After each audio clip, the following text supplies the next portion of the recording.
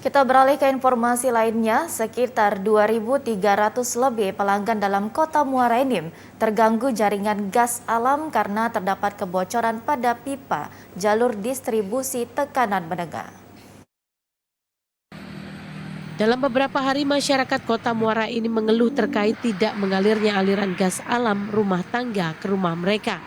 Penyebab tidak mengalirnya gas alam ini karena telah terjadinya kebocoran pada pipa induk yang berlokasi di Simpang Kompi A, Jalan Sultan Mahmud Badarudin II, Kota Muara Enim. Operator maintenance jaringan gas alam Kabupaten Muara Enim, Revi Aerah, mengatakan upaya perbaikan kebocoran pada sambungan pipa DTM terus dilakukan. Untuk itu, guna menghindari hal yang tidak diinginkan dan sesuai SOP, aliran gas sementara dimatikan. Sementara untuk wilayah Kecamatan Ujan Mas dan Lawang Kidul, kondisinya masih tetap berjalan normal.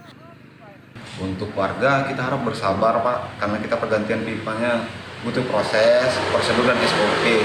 Kita usaha secepatnya dengan tim di lapangan untuk perbaikan secepatnya. Yang terdampak tuh sekitar 2.368 untuk Kecamatan Muara Enim saja ya. Muara Enim ya? Iya, untuk Tanjung Enim dan Ujan Mas jalurnya aman. Kita estimasi sih 2 hari itu selesai Pak. Cuman lihat sikon di lapangan Pak ya. Sikon di lapangan kalau ada gasnya kita terpaksa petugas naik dulu. Kalau hujan petugas tidak bisa melanjuti kan. Kita usaha secepatnya. Kendalanya ya karena dalamnya galian, terus ada aspal kan yang harus kita hindari, takut longsor aspal tersebut.